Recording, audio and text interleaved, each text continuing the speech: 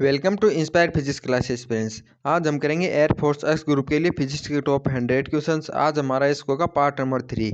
हम एक वीडियो में करते हैं 20 क्वेश्चंस, यानी दोस्तों आज हमारे टोटल हो जाएंगे इस सीरीज के 60 क्वेश्चन।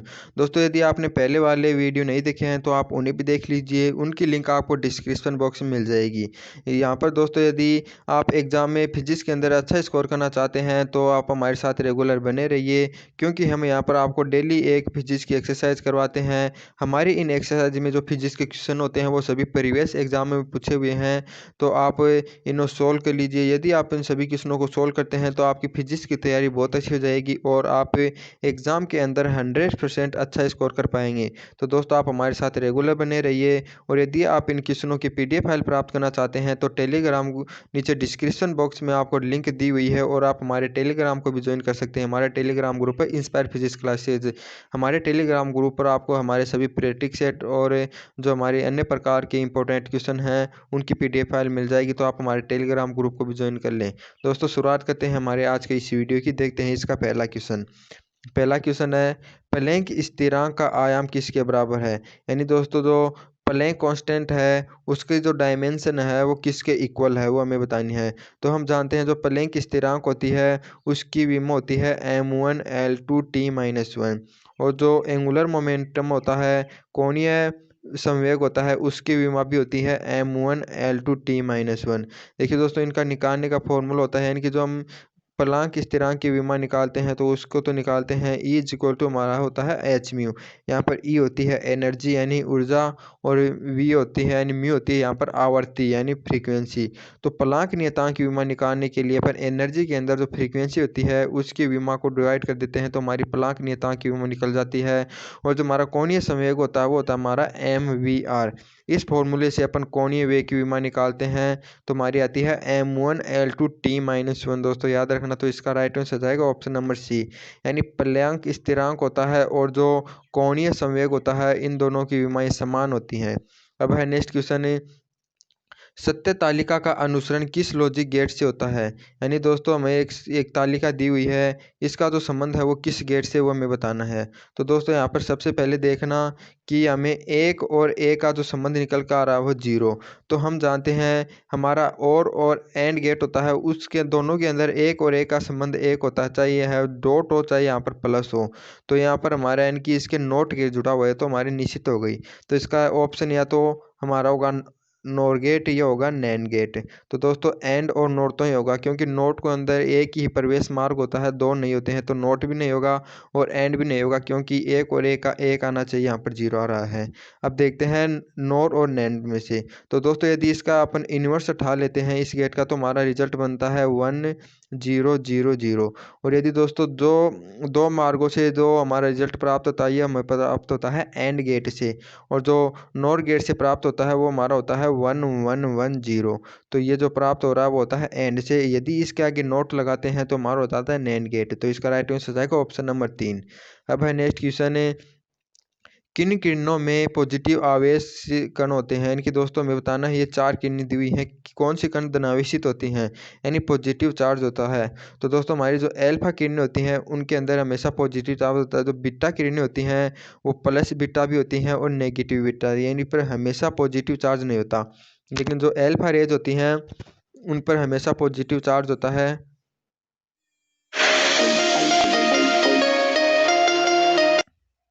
अब है नेक्स्ट क्वेश्चन, यानी कि किन किरणों पर पॉजिटिव आवेशित कण होते हैं। यानी कि हमें 4 किरणें दी हुई है, हमें बताना है कौन सी किरण पर पॉजिटिव यानी कि है चार्ज होता है, यानी पॉजिटिव चार्ज को कंटेन रखती हैं।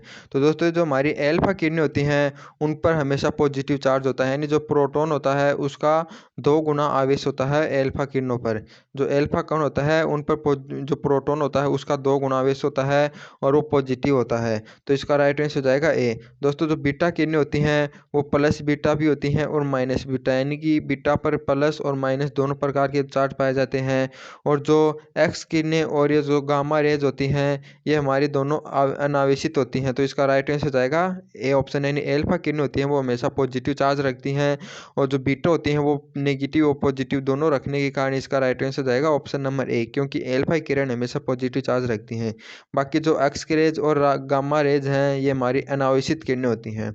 अब है नेक्स्ट क्वेश्चन है, एक इलेक्ट्रॉन का द्रव्यमान m और गतिज ऊर्जा E समान चुंबकीय क्षेत्र B के लंबवत रूप से प्रविष्ट होता है तो उसकी आवृत्ति होगी। यानी दोस्तों में एक इलेक्ट्रॉन दिया हुआ है, उसका द्रव्यमान m दिया है और उसकी गतिज ऊर्जा E है, वो चुंबकीय क्षेत्र B में लंबवत रूप से प्रवेश करती है तो उसकी आवृत्ति में बतानी है।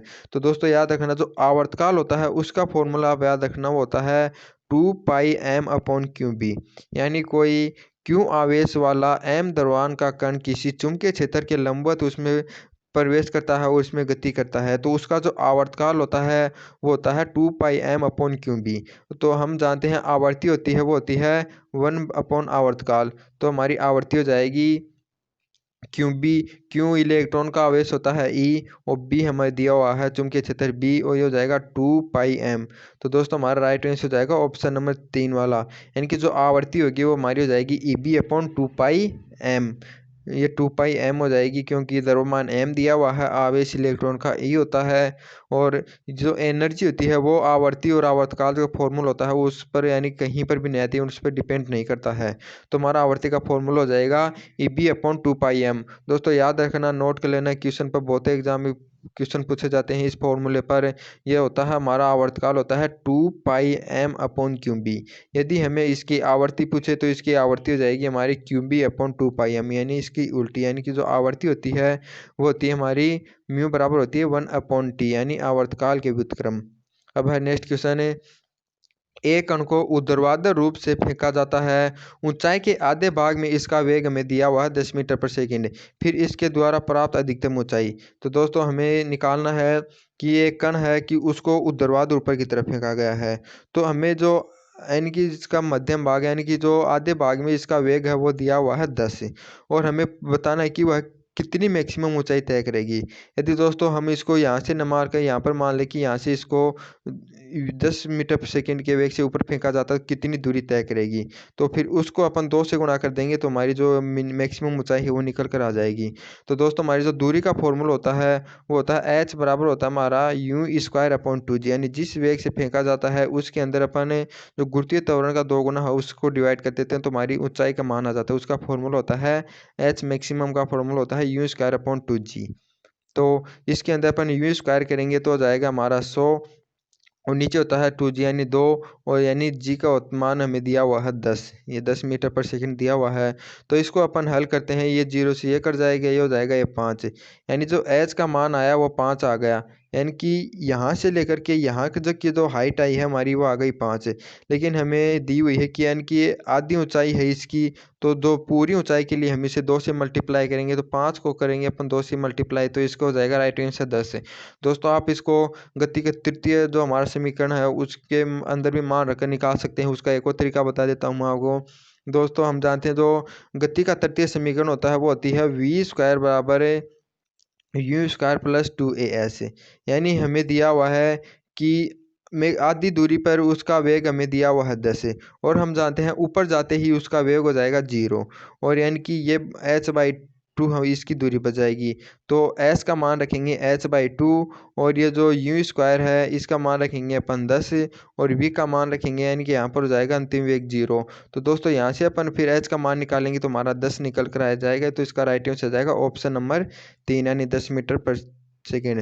दोस्तों आप एक फॉर्मूला याद रखना कि जो मैक्सिमम ऊंचाई का फॉर्मूला होता है वो होता है u²/2g। आप इससे ही निकाल लेना, u का अपन स्क्वायर कर देंगे, g का भाग देंगे, इसका मान देते तो हमारा आ जाएगा 5 और हमें आधी यानी भाग में दिया हुआ है तो इसको 2 से मल्टीप्लाई करेंगे तो हो जाएगा इसका 10 आंसर। तो अब है नेक्स्ट क्वेश्चन है, पृथ्वी के लिए गुरुत्व से अंतरिक्ष में पलायन वेग का मान होता है। यानी दोस्तों पृथ्वी होती है उसके लिए यदि किसी वस्तु को अंतरिक्ष में भेजना है तो उसके लिए जो पलायन वेग होता है उसका मान कितना होता है, तो उसका मान होता है 11 किलोमीटर पर सेकंड। तो दोस्तों याद रखना, जो पृथ्वी के लिए जो एस्केप वेलोसिटी होती है उसका जो मान होता है वो होती है 11 किलोमीटर पर सेकंड। अब है नेक्स्ट क्वेश्चन है, निम्नलिखित में से कौन सा कथन सही है।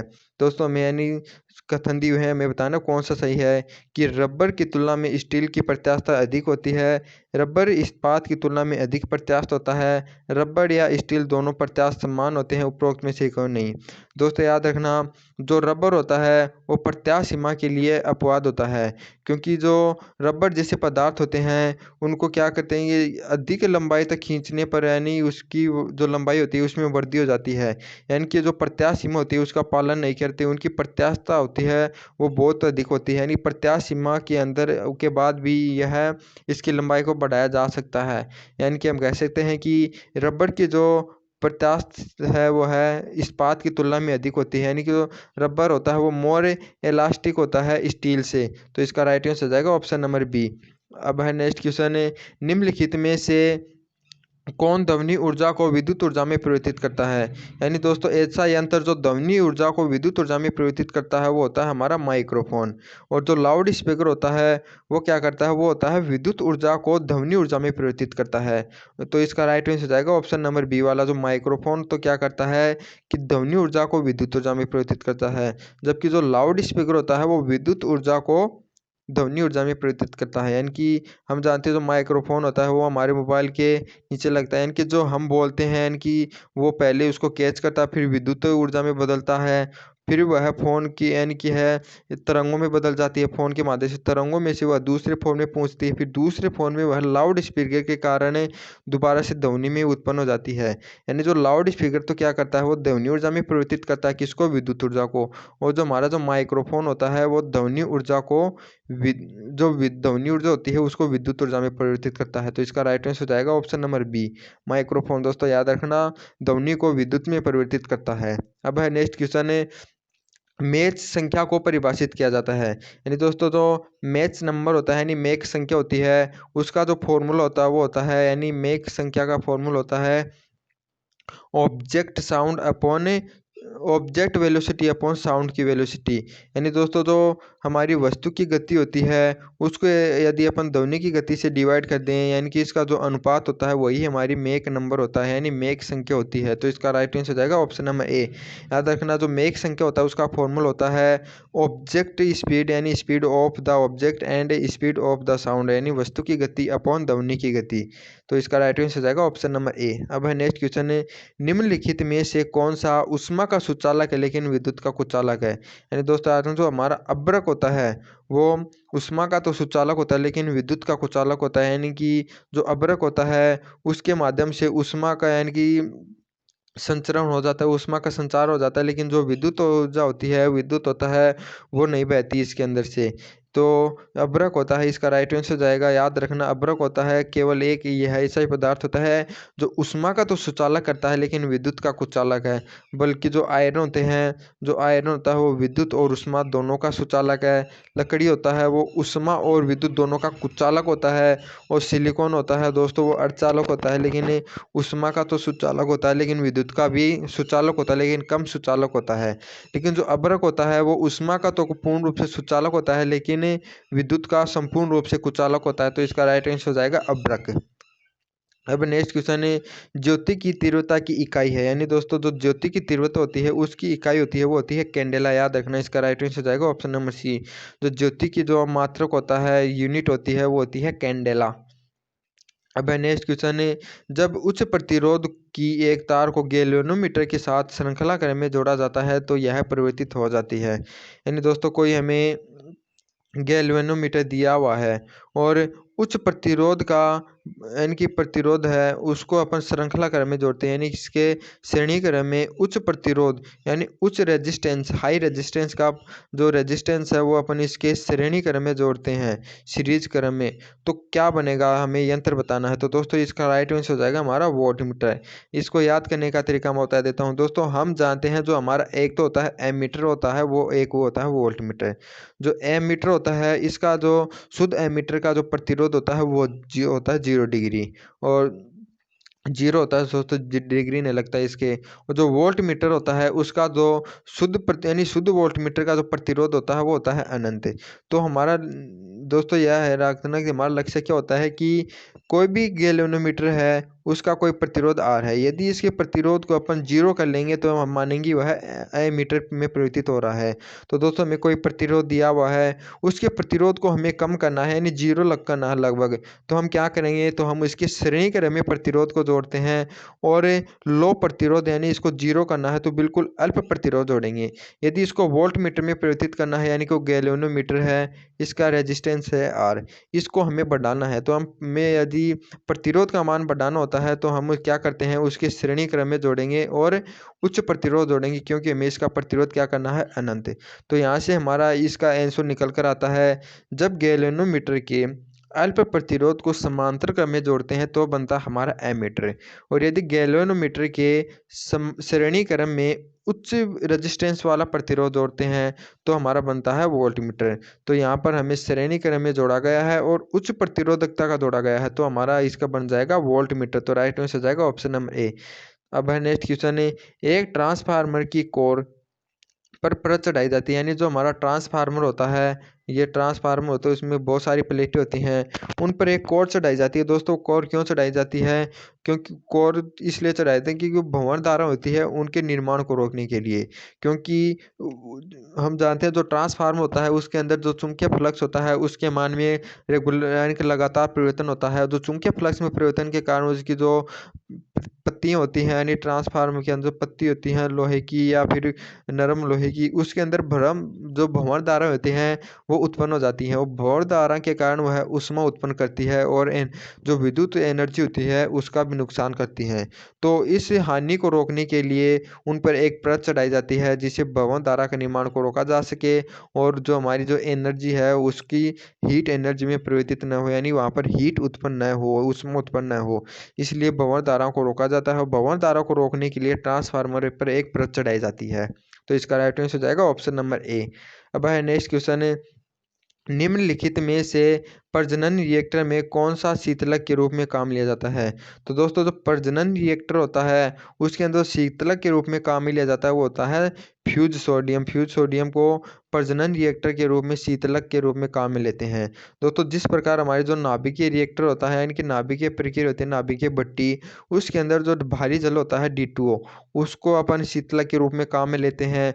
उसी प्रकार जो प्रजनन रिएक्टर होता है उसके अंदर जो फ्यूज सोडियम होता है उसको अपन शीतलक के रूप में काम ले लेते हैं। तो याद रखना जो फ्यूज सोडियम होगा इसको हो जाएगा राइट आंसर। अब नेक्स्ट क्वेश्चन है, विद्युत धारिता की ऐसा इकाई होती है। दोस्तों हमारी जो इलेक्ट्रिक यानी कैपेसिटेंस होता है यानी कैपेसिटेंस, इसका जो यूनिट होती है वो होती है हमारी फेराड, यानी जो विद्युत धारिता का ऐसा ही मात्रक होता है वो होता है फेराड। तो इसका राइट आंसर हो जाएगा ऑप्शन नंबर सी। अब है नेक्स्ट क्वेश्चन है, निम्न में से कौन सी अदिश राशियां हैं, यानी कि दोस्तों ये राशियां दी हुई है हमें 3-3 के जोड़े हमें बताना है, उनमें से कौन सी सभी राशियां अदिश हैं। तो देखते हैं पहले ऑप्शन में दोस्तों जो बल होता है वो होता है सदिश, तो ये हमारा ऑप्शन हो जाएगा गलत।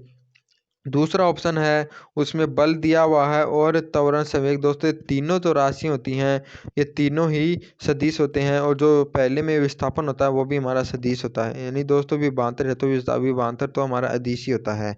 अब है नेक्स्ट क्वेश्चन है ऑप्शन नंबर सी, डिस्प्लेसमेंट संवेग कार्य। तो दोस्तों ये जो तीनों राशियाँ होती हैं वो तीनों ही सदिश होती हैं। अब है चौथा ऑप्शन, दूरी, द्रव्यमान और चाल। तो दोस्तों इसका राइट आंसर हो जाएगा ऑप्शन नंबर डी, यानी कि ये तीनों राशियाँ हैं, दूरी, द्रव्यमान और चाल, तीनों ही अदिश होती हैं। दोस्तों याद रखना, बल, त्वरण, संवेग, विस्थापन, कार्य, ये तो होती है हमारी सदिश, बल्कि दूरी, विभवांतर, चाल और क्या बच गई, बस यही है, ये हमारी होती हैं अदिश राशियाँ। तो इसका राइट आंसर हो जाएगा ऑप्शन नंबर डी, यानी ऑप्शन नंबर डी में तीनों राशियाँ अदिश हैं। अब है नेक्स्ट क्वेश्चन है, निम्न संबंधों में से कौन सा प्रतिरोधकों के समांतर संयोजन के लिए उपयुक्त है। दोस्तों संयोजन का जो प्रतिरोधों का संयोजन होता है समांतर संयोजन, उसमें हम जानते हैं जो तुल्य प्रतिरोध होता है उसका फॉर्मूला होता है 1/R इक्वल टू होता है 1/R1 plus 1/R2 plus 1/R3। तो इसका जो राइट आंसर हो जाएगा ऑप्शन नंबर ए, यानी 1/R इक्वल टू हो जाएगा 1/R1 plus 1/R2 plus 1/R3, ये जैसे जैसे चलता रहता है। तो इसका राइट आंसर हो जाएगा ऑप्शन नंबर ए। अब नेक्स्ट क्वेश्चन है, निम्नलिखित में से कौन सा उपकरण विद्युत सुरक्षा उपकरण है जो परिपथ में सुरक्षा सीमा से अधिक धारा बहने पर स्वतः बंद हो जाता है। यानी दोस्तों एक ऐसा हमें विद्युत का उपकरण बताना है जिसका उपयोग इस यानी कि काम में लिया जाता है इनकी जब किसी भी यानी होम घर हो या फिर कहीं पर भी यानी विद्युत की सप्लाई हो रही है। जब यानी कि है इसकी जो क्षमता होती है उससे अधिक सप्ल विद्युत धारा की सप्लाई होने लग जाती है, तो वह जो यंत्र होता है यानी कि जो वह है जो उपकरण होता है वो स्वतः ही बंद हो जाता है। तो दोस्तों वह उपकरण होता है विद्युत फ्यूज। यानी हम भी जानते हैं जो घरों के अंदर अपन बाहर एक फ्यूज लगाते हैं उसका कार्य क्या होता है, जब अंदर की जो यानी कि है विद्युत वो कहीं फॉल्ट हो जाए या फिर जो विद्युत धारा है आवश्यकता से अधिक आने लग जाए, यानी कि जितनी इसकी कैपेसिटी है उससे अधिक धारा बहने लग जाए, तो हमारा जो ये उपकरण होता है यानी विद्युत फ्यूज होता है वो ऑटोमेटिक बंद हो जाता है या फिर वह जल जाता है। तो इसका राइट आंसर हो जाएगा इलेक्ट्रिक फ्यूज। यानी जो विद्युत फ्यूज होता है उसका कार्य क्या होता है, वह सुरक्षा सीमा से अधिक धारा बहने पर स्वतः ही बंद हो जाता है। यानी कि उसकी एक सीमा होती है हमारे घर में कि भाई इतनी सीमा के अंदर वोल्टेज हमें यानी कि इतनी सीमा के अंदर धारा चाहिए। यदि उससे अधिक विद्युत धारा आने लग जाती है यानी बाई चांस यानी कोई फॉल्ट हो जाता है या फिर और कुछ यानी खराबी हो जाती है, तो हमारा जो फ्यूज होता है वो ऑटोमेटिक बंद हो जाता है यानी स्वतः ही बंद हो जाता है। तो इसका राइट आंसर आएगा विद्युत फ्यूज। अब है नेक्स्ट क्वेश्चन है, निम्न में से किसका प्रयोग कार के हेडलाइट के परावर्तक के रूप में किया जाता है। यानी दोस्तों हमारी जो कार होती है उसकी जो आगे की हेडलाइट होती है यहाँ पर, वहाँ पर जो लेंस यानी कि दर्पण काम में लिया जाता है वो होता है हमारा अवतल दर्पण। क्योंकि इसका काम क्या होता है, जो प्रकाश होती है इस किरणों को फैलाना होता है, तो फैलाने के लिए यानी प्रकाश को फैलाने के लिए अपन अवतल दर्पण का उपयोग करते हैं। तो याद रखना जो हमारी गाड़ी की हेडलाइट होती है वहाँ पर जो दर्पण उपयोग किया जाता है वो होता है अवतल दर्पण। अब है नेक्स्ट क्वेश्चन और आज का अंतिम क्वेश्चन है, दो समतल दर्पणों द्वारा बनाए गए प्रतिबिंब की संख्या n है जो किसी थीटा कोण पर झुकी हुई हो। तो हमें प्रतिबिंबों की संख्या बतानी है, यानी दोस्तों हमें बताना है कि कोई दो मिरर हैं वो थीटा कोण पर झुके हुए हैं, तो उनके द्वारा कोई उनके मध्य कोई यानी बिंब रखा हुआ है, तो उसके जो प्रतिबिंबों की संख्या होती है एन वो किसके बराबर होती है। तो उसको फॉर्मूला होता है दोस्तों याद रखना होता है, वो होता है 360 अपॉन थीटा। यदि दोस्तों 360 अपॉन थीटा का मान सम संख्या प्राप्त होता है तो हम इनमें से एक उठाते हैं, तो हमें यह फॉर्मूला कहीं नहीं दिया हुआ है, ओनली ये दिया हुआ, तो हमारा सम संख्या के लिए यही फॉर्मूला लागू होता है। यानी 360 में अपन थीटा का भाग देते हैं, यदि इसका मान विषम होता है तो यही हमारी प्रतिबिंबों की संख्या हो जाएगी। तो इसका राइट आंसर जाएगा ऑप्शन नंबर ए। दोस्तों यदि यहाँ पर -1 होता तो यह फॉर्मूला भी हमारा राइट हो जाता, क्योंकि यह यदि इसका मान सम हो जाता है यानी 360 में थीटा का भाग देने पर यदि इसका मान सम प्राप्त होता है तो इसके लिए अपन ये फॉर्मूले को यूज करते हैं। यदि दोस्तों याद रखना इसका मान भिन्नात्मक प्राप्त होता है तो हमारा जो पूर्णांक मान होता है यानी पूर्णांक संख्या होती है वही हमारी प्रतिबिंबों की संख्या होगी। तो दोस्तों इसका राइट आंसर जाएगा option number A, 360 upon theta प्रतिबिंबों की संख्या हो जाएगी। दोस्तों इसी क्वेश्चन के साथ हमारा आज का वीडियो समाप्त होता है। यदि ये वीडियो आपको अच्छी लगे हो तो इसको ज़्यादा से ज़्यादा शेयर करें और इसको लाइक करें। और दोस्तों यदि यदि यदि आपने हमारे चैनल को अभी तक सब्सक्राइब नहीं किया है तो चैनल को अभी सब्सक्राइब करें। जय हिंद दोस्तों।